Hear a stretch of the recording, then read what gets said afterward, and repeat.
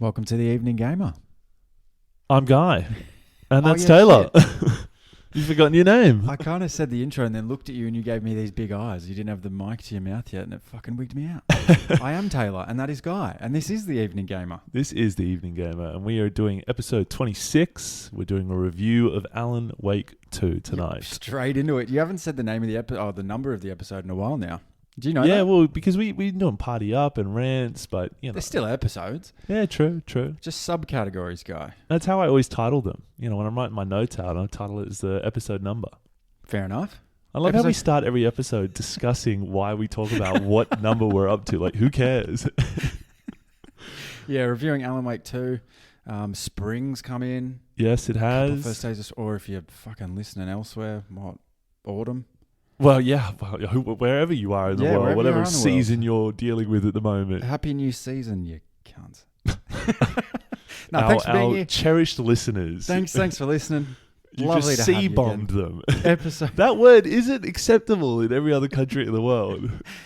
Happy to have you here. Hey, while you're here and listening, could you, if you haven't already, give us a little rating there on whatever you're listening on. Like, subscribe, comment, give us all the usual social media, all the mumbo jumbo shit, all the YouTube coined phrases. Indeed. Phrases. I botched that. Yeah. A bit of news. So it has been confirmed. I've been reading Forbes lately. Forbes. I find it's Forbes has dipped its toe into gaming. I never thought it would be a gaming platform of sort of doing reviews, but lo and behold, there they are. It's just news tabloid now, really. I'm waiting for Fox News to start doing gaming reviews. Oh, God. Would you tune in? I mean, it depends how good they are at it. Can you imagine Tucker Carlson just talking about Wukong?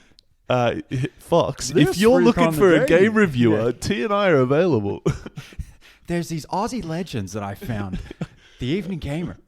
I'm going to start subliminally then just like talking smack about Republicans in there. Oh, shit. Anyway.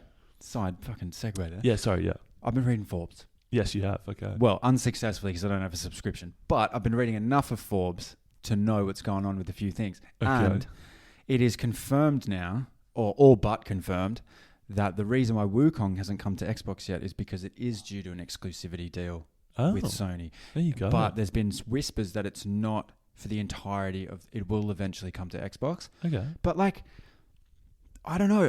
I think I mentioned this way back in like episode 4 or 5. I'm so done with this pissing contest. Yeah. I'm so fucking done. You don't buy Gen 1 consoles, no matter what console it is, to not play games. And especially hot titles like this.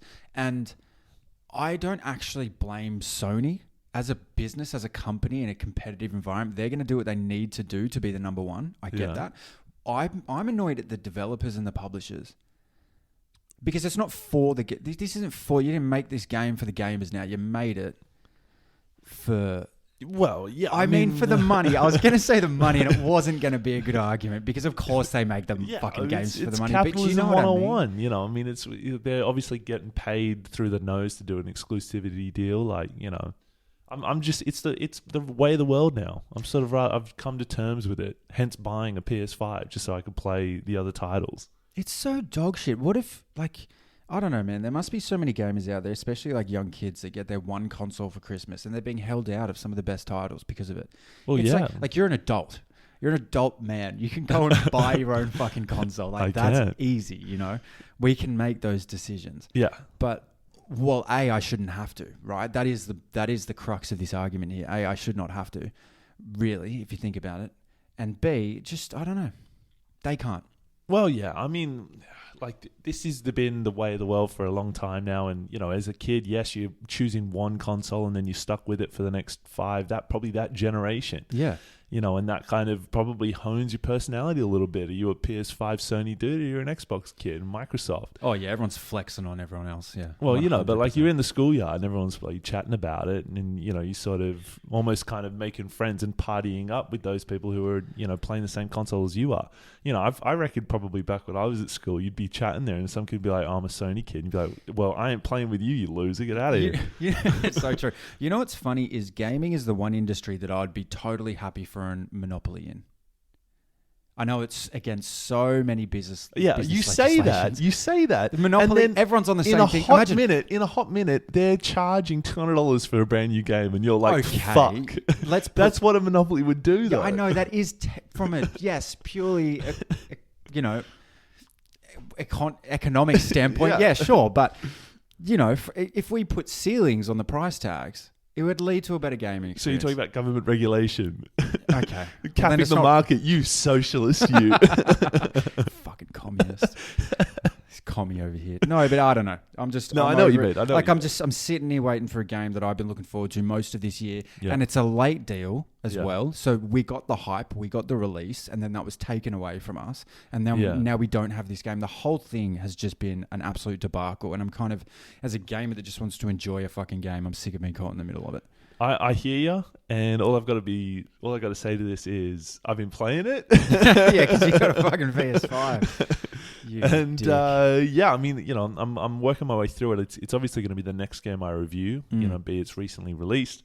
I jumped on it. I've been giving it a red hot go. I'm probably maybe just starting the 3rd chapter, so I'm making moves in it. Yeah, nice. Yeah, they're good games. The old Souls, like I'm just addicted to them, man. I'm such a big Souls gamer. Yeah, I mean, I texted you saying this game is right up your alley. It's probably not so much up my alley, but we'll come to review it in due course. Exactly. But today is. Do we have any corrections? Oh, geez. Can't just skimmed over that. Eh? I did listen back to our one with Ali, and I don't know, there wasn't too many. I feel like we kind of just talked Pokemon in the most general sense. Yeah, people listen to it go. I've really walked away. Not much more depth of knowledge of Pokemon, but just listen to us talk shit about it for a while. But you were on point last week as well. When we needed names, you had them. Oh, true. And I feel like sometimes that's what leads to the corrections. I think what's the it made up for my hungover voice, probably. Yeah. No, it was good. I actually enjoy recording on a Saturday. I mean, I struggle. You clearly do. Coffee and a B&E, and then You're I'm there. You're so corporate now, Guy. Always having a couple of Friday cheekies. Yeah, I am. Jeez, you should have seen me last Friday night. Bloody ended up in King's Cross at a nightclub at 3 a.m. Oh wow! So that's why you weren't on your best form in the recording. That sense. Was that when we did? No, we that was 2 weeks ago. Was that 2 weeks ago? 2 weekends ago. Geez. I know. God, we're a bit behind. It's September. Fuck! It's almost Christmas, bro. Mate, this year has just flown by. It's been insane. It's been absolutely insane. It really has. But we are coming up, talking of September, we're coming up on the AFL finals. We are. And I am so pumped for it. It's going to be fantastic. This first weekend of football is, in my opinion, the best weekend of football in the season. It's one of the best weekends around all year round. It's do or die. It's hunt. They play so hard. It's the most intense games. I love it. But you know what as well? Like this next quarter before the end of the year, like this next 3 months, is so good for sport because you got the rugby internationals going on, right? Yeah, you've got the AFL preliminaries just about to kick off. League, if you watch it, that's going into finals, and then horse racing really picks up, and all of these races all the way up until Melbourne Cup, and it's just like all the way through to November is just fucking gravy, and then you're off work for 3 weeks or whatever it is. It's just a great time. Well, you might be off work for 3 weeks. Not everybody gets that joy period over the Christmas New Year's. True. But I digress. Today, Alan Wake 2. Alan Wake 2. And now, my God, I've got a lot to say about this game. I didn't review the first one, but I did speak about it. We spoke about it in an episode and I was less than impressed. Yes. And granted, it was an older game. So obviously the flexibility I suppose the creative, what's the fucking words I'm going for? The level of granularity, perhaps, that you can build a game to was obviously limited. It was obviously limited back then. But from what you've told me, this Alan Wake 2 made a few good changes. Massive shift up from the first one. Massive shift. Nice. And I'm keen to hear it. So we're making our way through our pillars today: storyline and world build, field mechanics, challenge, entertainment, character development, loot and extras. Guy has written a fucking page of words on Alan Wake 2. He has played it in its entirety from my understanding. Yes. Let's hear all about it. Here we go. So, made by Remedy Entertainment, which is topical because we're drinking kombuchas also with Remedy on it, which was an oddity. Is kombucha an international thing? It's got to be an American brand, right? I don't know. The old booch. I've been drinking these things like water. Like, at some point, it's going to Regina George me, and it'll be like giving me calories or something. Is this our first unpaid sponsor? If you work for Remedy and you like to do a collab, I just realised I was about to go on a little spiel about kombucha, but I'm not going to do it anymore. I love how everybody's waiting and go, can you just fucking review the game? That's what we're listening to you for. I don't care about your kombucha. Okay, so it was made by Remedy Entertainment. It was a sequel. I never played the original. T did. It was released in October last year. This one is a survival horror game. The first one was more of an adventure game with horror overtones. Yeah, bang on.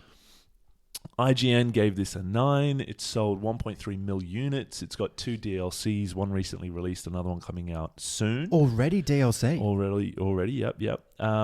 So you play you play as Alan Wake and also Saga Anderson, who's an FBI agent.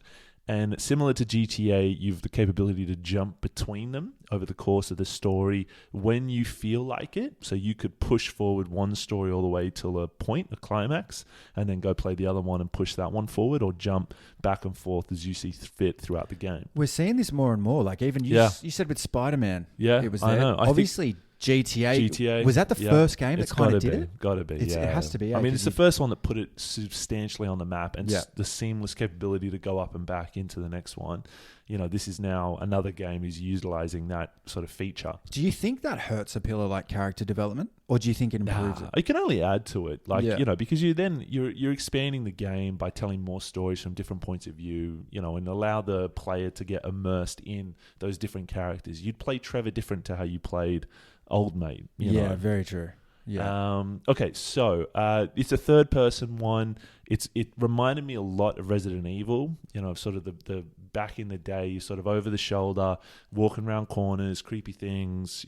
Sort of taking headshots where you can. Gun in hand, corridor to corridor kind of thing. Yeah. Very corridor to corridor. So it's starting in the storyline world building. So the storyline I enjoyed for the most part. I found Saga's story far more interesting as an FBI agent in a small town investigating what the fuck is going on. And as the story unfolds, it becomes more and more interesting and a twist in the tale.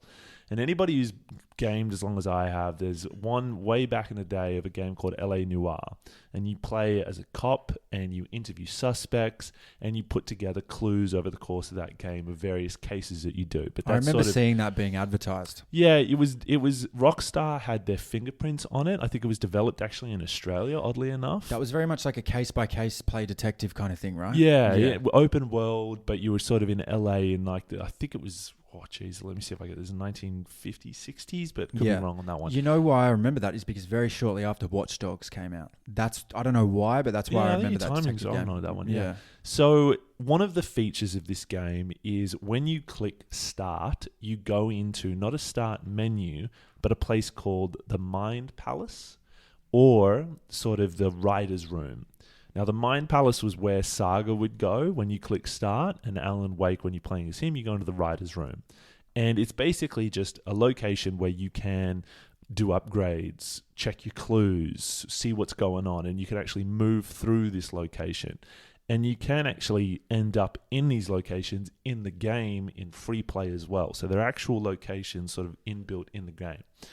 Now, it's a really cool feature because when you go in there and you start utilizing the Mind Palace, you're connecting clues, and understanding more about the game, who people are, why do things go together. And it's really quite an interesting feature of the game and really well done. If anybody's played LA Noire, you used to play it and you'd sort of go, you feel like a cop, you're being a cop, but it doesn't have that investigation kind of vibe about it. Whereas this one did it really well, where you're finding clues and then having to map those clues and what goes together, and you've got the strings across sort of the whiteboard or the chalkboard or whatever, trying to work it out, which was really nicely done. Does it map it out at a good cadence? Because one thing I found, and whilst I absolutely loved Outer Wilds, it was very much like that. Like you'd have kind of like a database in your spaceship, but sometimes you could get a clue that was irrelevant because you hadn't kind of gotten the stepping stones before that clue to figure it out. So did they map it out at a good cadence? Yeah. Or was so it... you got to choose when to deploy them basically onto the map. And sometimes it wouldn't allow you because you hadn't unlocked things previously. So like it the kind of, prerequisites. it kind of kept your cards close to your chest as you kind of went through it. Nice. Now that was the Mind Palace side. When you were in the Writer's Room side, you With had Alan. the ability with Alan to change the environment around you. So Alan plays the whole game in this dark place, which is basically a nightmare realm, let's call it. And when you're playing a saga, you're playing in the real world, in essence. So it's a game that the bad person, entity, this is in the world of Control, which I've rated very highly, and Alan Wake 1, where it's sort of a world where there is creepy fucking shit. Can I guess what the entity might be in this game? Yeah, Just as someone that played Alan Wake 1 and also someone that dabbled in Control. Yeah. Remedy always has this kind of idea of what the entity is, that it's more like an energy than it is an actual physical thing. Like I remember in Alan Wake 1, you were literally running from the darkness, which is kind of cliche. Yeah. And in Control, you're running from the weird energy thing or the mist or whatever it is, right? What was it called? But is it kind of similar? Yeah, I mean, this is Alan Wake 2, so it is still the darkness. Okay, right. It's the same sort of big bad, and it is just sort of a smoky entity that can take control of people, and fuck them up. Yeah. And do you still get the crows flying at you randomly from just every direction? No. Okay, right. No crows this time. But, there is a variety of enemy types, that you fight throughout the course of the game, which is good fun. But I'll come to that in a minute. Nice. Never ready. But it does a great job of furthering the world of Control, because it is connected to Control and the original game, picking up where it left off. Okay. And the story beats are good. It has good reveals. It has twists and turns in the story. I was entertained. The missus watching me was entertained. It kept us fairly glued. I did find Saga's one a lot more interesting than Alan's. Alan's in a dark place is all very bleak, weird, and Saga's, I guess, the base point, of the outsider coming in and having a fresh view on things. Found it a lot more entertaining to explore that as her than it was as Alan Wake, who I just felt every time you played in him, you just sort of this writer who's fumbling in the dark and not kind of taking control of his surroundings and always just kind of being a bit of a fucking simp. Yeah, I was about to say his character in the first one is like he's just a bit of a sob. He's just a wet blanket. Like imagine a really cliche, annoying, pretentious writer and fucking dial it up by 100. That's Alan Wake. A little bit. And they try and make him out like this. I don't know. I think that maybe anyone that's kind of artistic like that, like authors especially, or playwrights perhaps, they always try and make them out like these really artistic, dark, mysterious people, and they fucking milk it so much in these games. I mean, they did make an archetype there, and there was a whole musical score mission, which as I was playing it, I was like, God, it's cringe. Like I was cringing at parts of the game as I was playing as him. It just kind of didn't land with me. I wasn't sort of wowed by it like I feel like some people might be. Like when we were looking it up online, the missus was saying, people were saying that's one of the best levels in the game. I was like, that level? Is this the game where you had to figure out a few clues and the same music was playing in the background that you were telling me about? Yeah. And it just started to... It was just annoying because you're going around in loops and you'd run through a section and then it would change and you have to notice the changes to then decide which part of the maze you go through next. And the song is just playing over and over in the background. You take one turn, you have to do it again. And I was just like, if the music was good, then I might enjoy it a little bit more, but it wasn't, so I didn't. So too bad. Fair. Do you think you're a gamer that likes... Excuse me. Do you think you're a gamer that likes hard and fast changing environments in games? Because all the games that you've reviewed, I think you might be more of a soft launch gamer, like where the game kind of seamlessly, nicely takes you through a story, as opposed to like sharp turns. And I was actually surprised that you chose Alan Wake 2 and it resonated with you, because it wouldn't be a game I suggest. It's certainly not a game that I would usually play. That's for sure, because a survival horror game isn't my vibe. Yeah, I'm just, and it's not because I'm not a horror aficionado. It's not. I don't watch horror movies. Well, I've played Dead Space. There's a couple Resident Evils back in the day, but it's True. not ones that I seek out. I'm sort of far more the RPG, the action, whatever it may be. Yeah, kind of like choose your own destiny in the open world. A little bit, that's very much your style, I think. Yeah, for sure. So this one was a departure, no doubt. And the only reason I played it was because it was one, highly rated, and two, Remedy, who did Control. I really enjoyed Control. You did enjoy Control. So I was like, look, it won some Game of the Year awards last year. So I was like, it's up there. So it was worth giving my time and energy to. Yeah, totally fair. So where to go next? Feel and mechanics. I'll hold off on the ratings until the end, as we like to do. So the feel and mechanics, I've put the writer's room and the sort of mind palace a little bit in this section. The guns feel really good, satisfying. A shotgun, a sawn-off shotgun. You got a crossbow, got a rifle, got a handgun. Got to be a crossbow in there. And they each of them felt satisfying, popping them off, and nice. The damage to the enemy was good. You could recollect the crossbow bolts when they hit enemies some of the time, which was really nicely done. One thing in the field mechanics, so it is a very highly. This is where I think it really is great. It's probably the one that I've rated quite highly. Where I've marked it down is the jump scares. Now, jump scares in games for me is same as in a movie, right? If you're in a movie and a jump scare is an alien flying out of the water and wrapping itself around somebody's face, that's a good jump scare. It's in the story. You're like, wow, like fuck, something just happened. But if you are playing a game and the game, almost like a television set, you're watching TV and it cuts to like static. That kind of old timely thing where you're watching TV or like changing the channel and it statics out. Yeah. And you kind of get a shock and you sort of, like lurches you. The game's filled with it. And filled with it to the point where you're running down some creepy corridor and you've just fucking fought your way there. It's dark. It's murky. There's water. I'm getting tingles on the back of my neck, which is what you want in a fucking horror game. And you're leaning in. I've got all the lights off at the house. And then it cuts to static and there's an old woman screaming in your face. Fuck right off. Yeah. It's not fuck right off because I got a fright from it and it's supposed to jump scare you. It annoyed me because it's lazy. That's what pissed me off about it. If you're playing a game and there was parts in this game where the jump scare would be an enemy blowing through a wall in front of you and you're like fucking reeling and then you're like, right, pull out your shotgun, try and take it down. Great. Serves a purpose. It serves a purpose. But in this, what they tried to do was that the faces you'd see in these jump scares were characters in the game. It's still fucking lazy to me. You're scaring and building the tension not through clever writing, not through clever game development, just by merely shoving the face of someone in your face as you're playing the game. Yeah. Did not like it. I've always said this as well. There's a big difference between being, being scared or having like your... What the fuck am I saying? I don't know. Being given a fright? I wanted to say that, but it didn't make sense. You know what I mean? There's a big difference between being given a fright and actually being genuinely scared. And I've always thought the same when watching horror films. Yeah. I won't rate a horror film well if all it's filled with are jump scares. Yeah.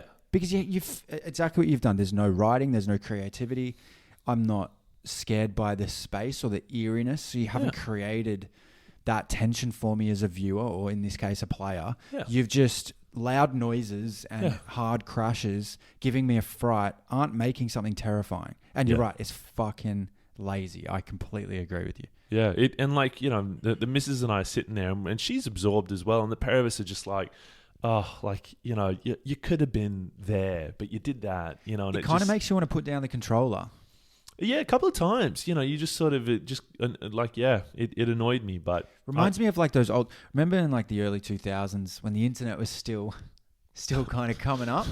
It's weird to think, but the people used to get those emails of those like when YouTube was just starting. Yeah, I know what you mean. You're playing the maze. Like, hey, what you got? No, the maze. Like spot the difference. Well, no. The famous one was like you had your mouse and you had to push your mouse through like a maze. Yes, and you got really zoomed in because it was so tight. And then as you're face to face, they'd be like hit you with the Exorcist girl or some shit like that. That's what it reminds me of. Fuck yeah, you're right. You're on the money with that reference. Okay, moving to challenge and entertainment. So it was challenging when you versed bosses, sure, but it was maybe 1-2 attempts max, never to the point where you're like, this is impossible. And because of the way I play, where I'm a collector, every piece of loot, every bullet I collected, I was never found myself going, shit, I've run out of all my ammo and all I've got left is to hit them or something or push them or whatever it was. Wait, you're saying that did happen or that didn't? Didn't happen because I collected everything. Right. I was well endowed with weapons. Because the ammo was a big thing in the first one. Oh yeah, I was by the end of the game, I was like, I'm collecting stuff I don't even have the ability to put into my rucksack because I've got so much fucking shit. Yeah, and you sort of get to a point later in the game where you're like, I have so many flares and grenades and this and that. I was just eventually popping them off left, right, and center for even weak enemies just because I knew I had those flares are good, man. They are some lifesavers in that game. So yeah, look, certainly entertaining. The story was very good for the most part, apart from Alan Wake being a bit boring at times. The exploring was really well done. It was nice to discover things off the beaten path. I felt like I wanted to do that and go and discover new areas. They had a lot of creative collectibles, which obviously come down to loot and extras in a minute. Nice. And it just visually was fantastic. Like, I don't know if they did this on the latest Unreal Engine or something, but there's parts where you're walking through the town or the woods or wherever it was, just going, this is visually stunning. A really beautiful game. What about the cutscenes? Because I found the cutscenes in Alan Wake 1 very, very strung out and boring. No, they were fine. Like, I never found myself going like, can you hurry up or what's going on here? Like, I was so invested in the story. Any cutscene was, nicely thought out and plodding along and adding value to it. Okay, nice. Yeah, easy storyline to follow. In other words, well, yeah, I would say it's easier than or some, maybe for sure. maybe more. What I wanted to say is easy storyline to be invested in. Rather, you don't mind a cutscene here or there. No, exactly. And I think one other thing it did well was even when you went to the Mind Palace or the Writer's Room, the pieces of information you're collecting there weren't excessive. Like I'm playing, Black Myth at the moment, and there's a whole, glossary section where you can read the great detail of who you're coming up, the characters and all the rest of it. The enemy builds. Yeah, or just characters. And you're like, I always hate it where it's like you get a fucking essay or like a book and you're sitting there reading text of just, if you don't give it to me in the game, I've kind of lost interest. Like, explain it in 4 sentences or you've lost me, really. Yeah, I can't say I've ever sat there and read all of the enemy builds and their back and their lore. Yeah. And Bethesda's big on that, especially in the Doom games. Yeah. And there's so many enemy builds in the Doom games that there's just no way I sit down and read them all. Nah. Unless I really want to figure out like a weak spot because I'm struggling. Sure. Then I'll have a read. It almost never gives it to me. Yeah. But I feel like some games will allude to a bit of it back lore that is useful that you're like, okay, like, I can do this. I'm pretty sure God of War did it a bit and it was actually good, well done. But, when it's excessive, you really switch me off quite quick. I think Halo might have brought that in. Because I remember reading up about elites in that game. And that's, Halo franchise is old. Yeah. Older than certainly these games. So I don't know what game, if anyone listening knows what game brought that in, we should... it's, you're probably going back to earliest of times. We should write in and ask them why. Why did you fill, well, I don't know. It's probably, to be fair, it's probably because you got all these writers in a room who are doing backstory on why there's head crabs in Half-Life, and they're like, well, we better put it in the game. Yeah, it's probably like, you come up with this enemy and give it a backstory. Yeah. Okay. So kicking on, character dev build. There is an element of choosing upgrades to unlock, certain abilities or add weapons and things like that for Alan Wake and Saga. So Saga, I think, is a little bit more upgrading your weapons, whereas Alan Wake is kind of getting powers in the dark place and skills a little bit. I like that. So it's a bit different, yeah. And it certainly sounds like they've kind of adapted with where gaming's gone.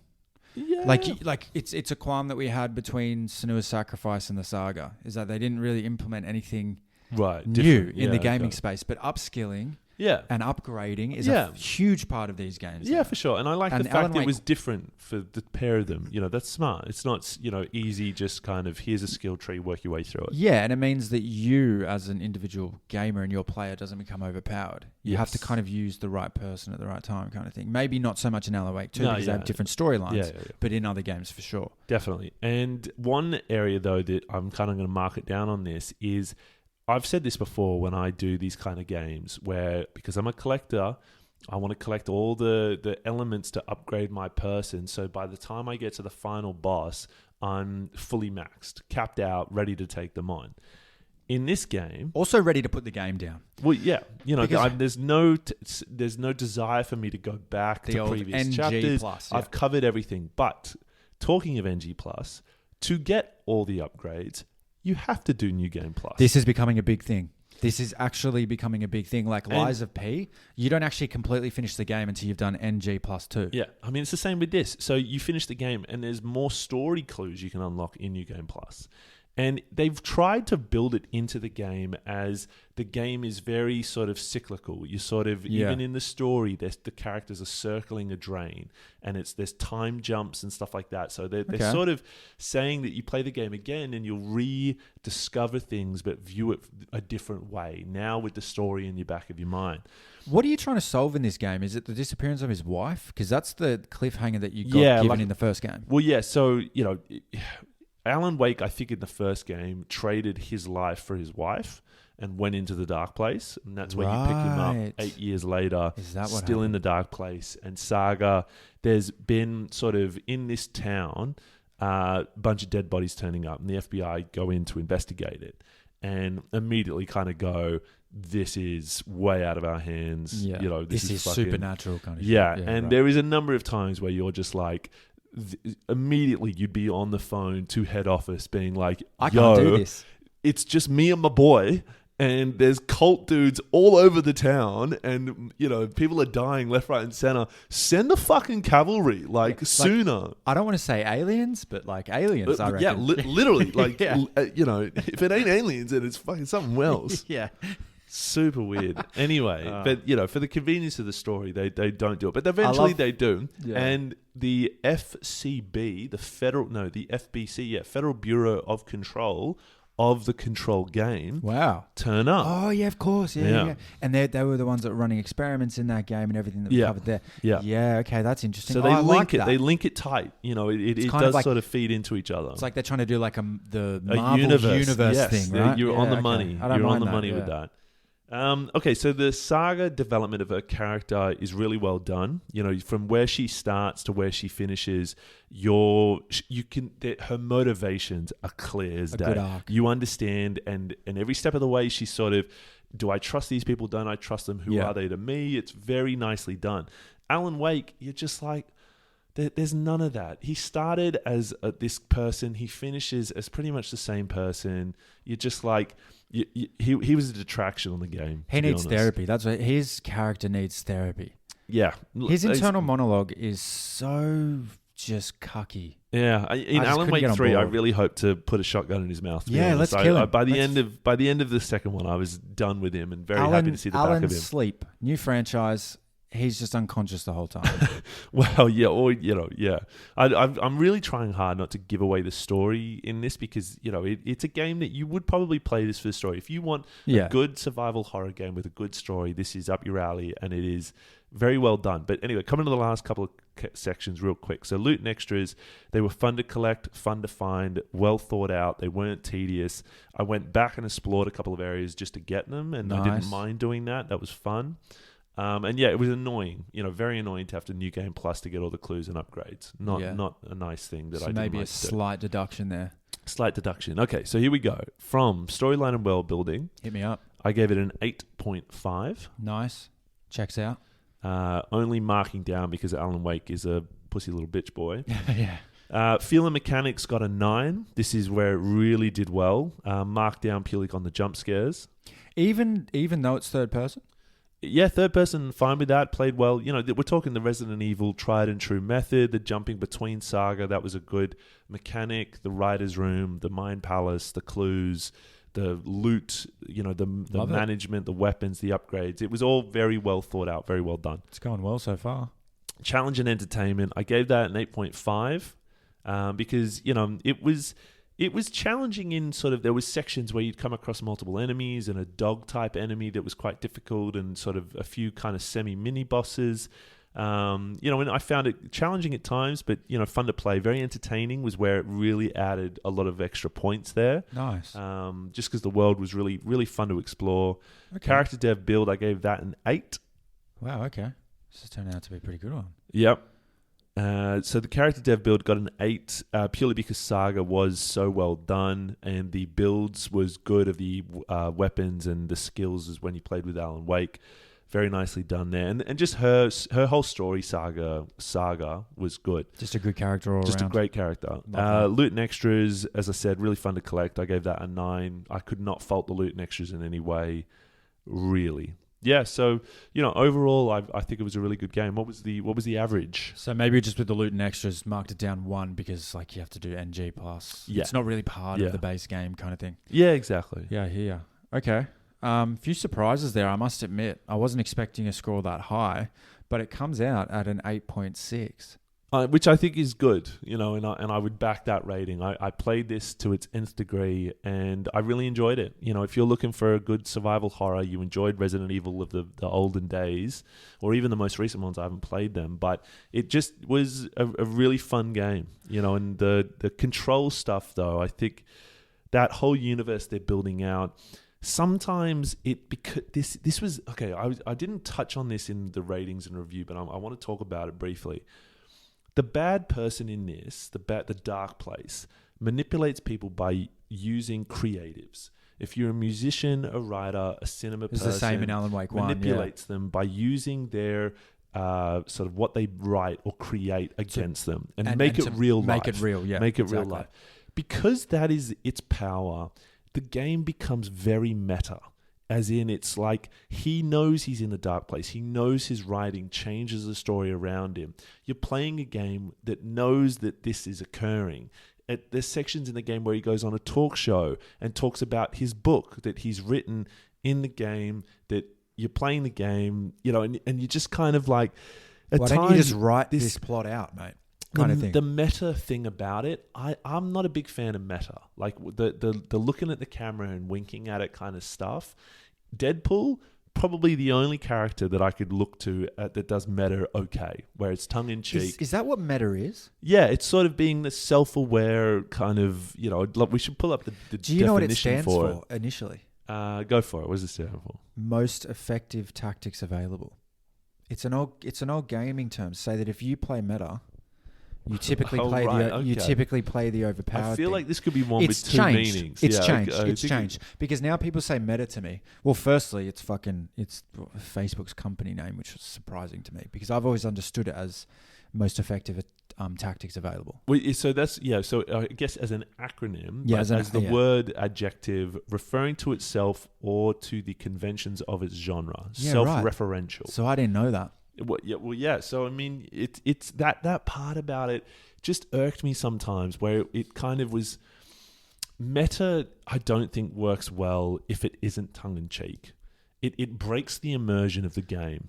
Was what it does, especially if it's a writer kind of writing the plot in front of you. Like they can't be aware of you as a gamer as well. No, it breaks. So it's not that meta where it's like they know they're in a game being controlled kind of thing. But like winking at the camera insinuates that. No. So there was none of that. Like that. Okay. That's sort of the most obvious quintessential definition or reference that you see when somebody says something's meta. It's where the actor or the character knows and winks to the camera that they're not supposed to know the camera's there, supposedly. Sure. But just in this game, like the meta references and stuff broke the immersion too many times for me, and I'm not a big fan of it unless it's really done well. No, yeah, I completely agree with that. But it didn't.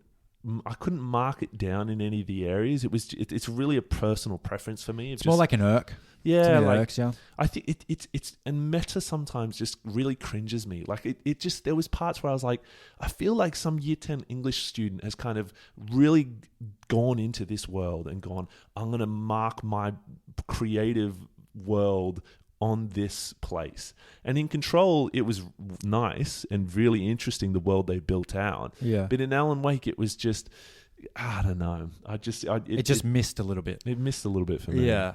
And I think, I totally get that. I just think the whole kind of plot around him writing it and him being in control. Yeah. I feel like you need to let that play out because you're right. It breaks. Did you say illusion? The immersion of it. I could see like a year 10 English teacher just getting a hard on going like, this is so clever. And you're like, it's not really that clever. Like, no, it's easy. Like the jump scares. Well, it's there's layered nuances. They've clearly thought it through to the nth degree, and by doing so, it does unfold well. It is a story that you could go, yes, start, middle, end. There's a challenge. There's twists. There's turns. There's really a lot of good elements to it, but just the meta elements of it, I'm not down with it. I don't fuck with meta. That's totally fair. And you're right, Deadpool did it well. That was a funny movie. Yeah. Have you seen the Wolverine one? Yeah. It was actually really funny. Yeah, Ryan Reynolds plays that character so mate, the Chris Evans reveal is probably the standout moment for me. Yeah.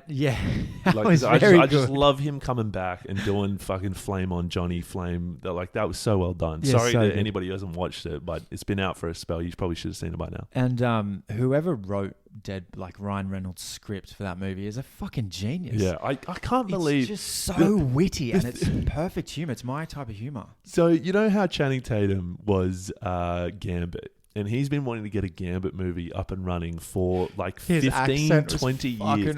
I couldn't believe that he still wants to make that movie. And I can't believe he was okay with him making fun of his accent. Like, I was like, surely as an actor, you'd strict that from the record. I don't know what they said to persuade him to allow that. Because it almost undermines him doing his own movie now. Because people go, I can't take your accent seriously. It was so bad, bro. It was so bad. I remember the first time I heard him speak in that movie, I was like, oh, dear Lord. And then you have to keep listening to it and you're like, it's just not working, guys. But it also, I felt like listening to it, there'd be times you'd hear him and you'd be like, okay, that's a really French kind of play on it. And then later he'd say something, you'd be like, no, that's straight American. Even your own, consistency's off here, bro. It's the odd American word in there that just... hits you in the chest when you hear it. You're like, oh, it's so far away from how that bloke's supposed to sound. Anyway, it was a great movie, all the same. A bit of an update on the leaderboard. That comes in bang on with Spider-Man 2 at an 8.6, just below Sekiro at an 8.92. So we got a little gap there, and just above Lords of the Fallen at 8.56. I think that's where it should be. Everything I've heard about it has been solid. The reviews are certainly solid. It has a following though. Alan Wake 1 generated a following for Remedy in this space, and people will wait. And this is a long time between drinks. Yeah, and they'll definitely do a third, and I'll come back for the third. It did well enough to keep me hooked in. I need to play Alan Wake 2, I think. You've sold it to me today. Yeah, I think you'd enjoy it. We're 3 from 3 with reviews and selling the game to the other person. Well, because I think what we're doing at the moment is as we've said about before, we seldom will play a game that's subpar. I'm searching for good games. I don't want to waste my time Saga with a shit game. Senua Saga. If Senua Saga was any longer than fucking 4 hours, I would have burnt that game. It got a 3.5. This is turning absolutely railed in the Matrix. When your brother the other day, we were messaging us what was the game of the year this year, and I was like, I reckon this year's a bit of a meh. Somebody was like Senua Saga 2. I almost commented, was like, go fuck yourself. It's just a follower. It's just a lover of their game. And we all love different things, and whatever they did in that game, it spoke to that person. But as an all-rounder, it's not a good game. Let's be honest. As much as I'm a person who goes you can like what you like, whatever your preferences are. Fuck you and go fuck your family. The game's shit. I heard a funny thing on Family Guy the other day, which was just Carter saying, I like liking things. And that's just what I say in response to that now when everyone's saying, how can you like it? It's like, I like liking things. Yeah, true. I know. It wasn't an all-round. Get off my soapbox. Nah, it's fine. Senua Saga. I haven't even gone back to play it yet, man. And you were the one who told me to play. I played the first one. 3 hours in and was like, I don't know if I can do this. God. So, anyway. Nah, you're not going to get any fight from me on that one. What are we going to do next episode? Do you want to do a party up, a rant? We're doing a rant. We're doing a rant. We're going ranting. We're going rant. All right. I've certainly got some things I feel like I'm finishing ranting at the moment. Well, a review's kind of a rant, but it's just a bit more pragmatic. Well, I was about to go on a rant with Senua's again, but anyway. We could rant about that. I have to come up with a topic for the next episode. Write in some topics if you're listening. If you want us to chat about something for a good 20 minutes, fucking write in. Email at us. Yeah. info@theeveninggamer.com.au. Our Instagram is The Evening Gamer Podcast. Don't be an NPC. Keep leveling up. Thanks, everyone.